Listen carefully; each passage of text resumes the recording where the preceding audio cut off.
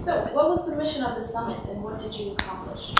Well, the mission of the summit, as I understand it, was to bring together people from various walks, from the academia, from politics, from grassroots organizations and NGOs, to discuss a very important theme, the centering around the UN initiative from 2005 on the responsibility of protection, and find ways of developing this idea. And I found the summit very informative and inspirational.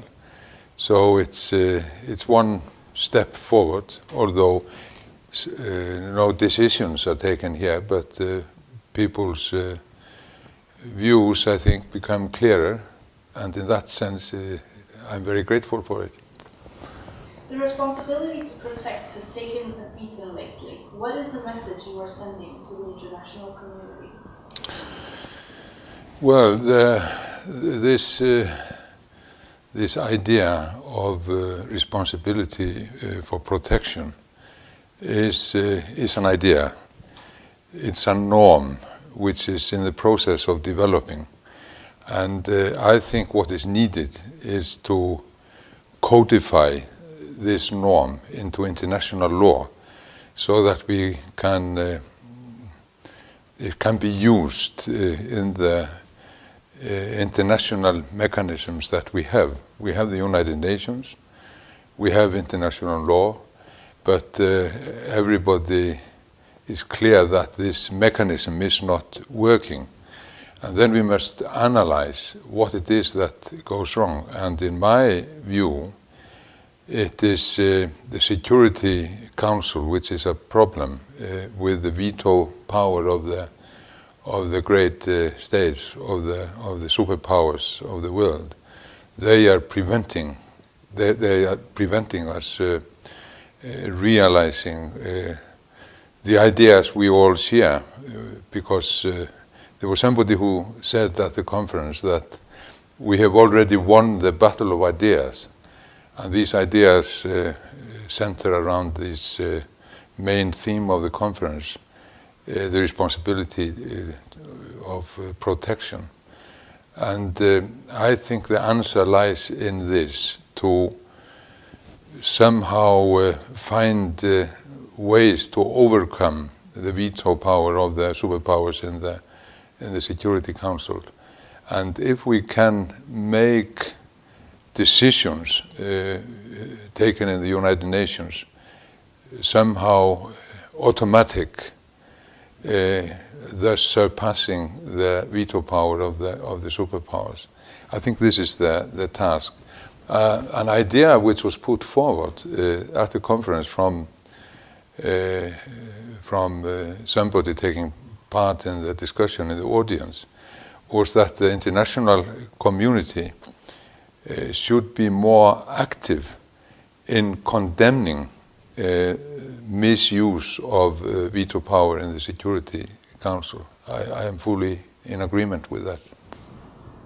How can member states support the United Nations in their responsibility to protect mission? I think the task for everybody is to realize our duties, moral, ethical duties as individuals and as nations, states, and our responsibility in the international community.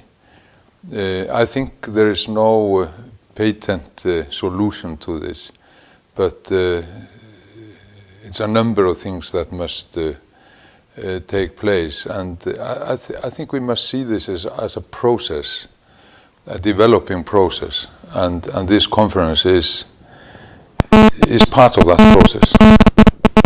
The United Nations says its hands are tied because of the lack of political will among key members of the UN Security Council. What is your reaction? I think that the main obstacle for realizing the political will of the world is superpower.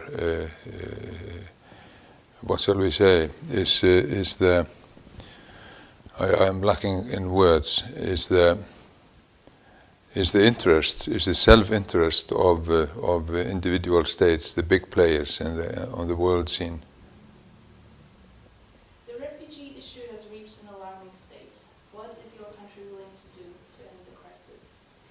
Well, we are a tiny state. I come from a very little society, a very little nation in the far north, Iceland, and there are limits to what we can do, but collectively the world can do something, and collectively we are part of the United Nations, and we must all contribute in finding ways of improving the mechanisms of the United Nations, and that will be our contribution. Would your government provide asylum for President Assad to help end the crisis? I have very great doubts about that. I think he should be answering for what he is responsible for in some other place than Iceland. Please describe your understanding of the R2P and what it means as far as nations' obligations, and what good is R2P without a law to enforce it? What my understanding is, well, there are several ideas behind this initiative taken by the United Nations in 2005, responsibility of protection. I think one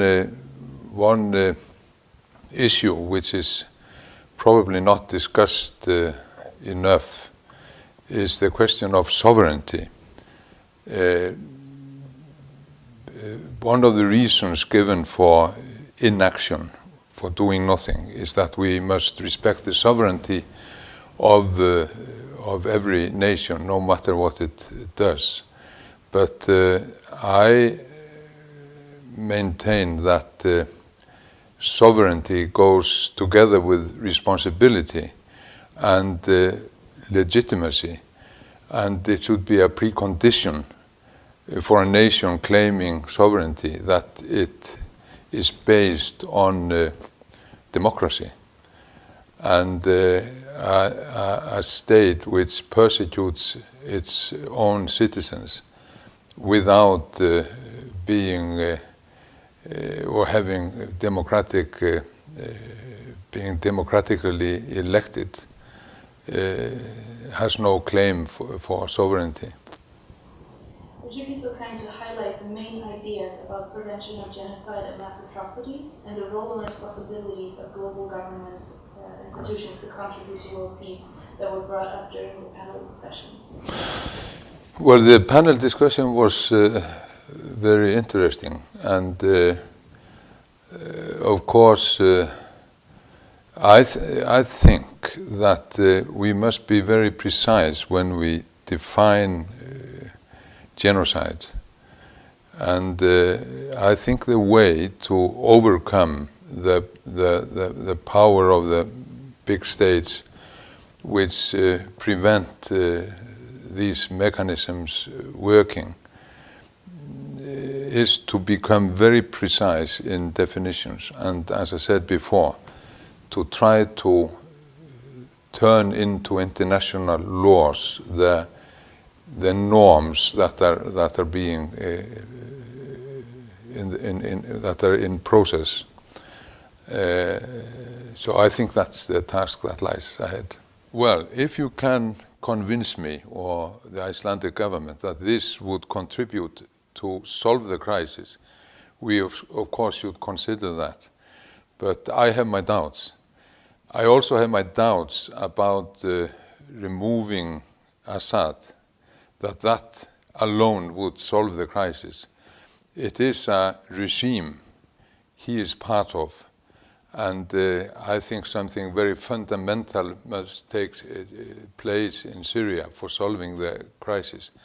But as I say, we should all be open for such solutions, and that doesn't exclude us although I come from a very small country, but small countries also have a role to play.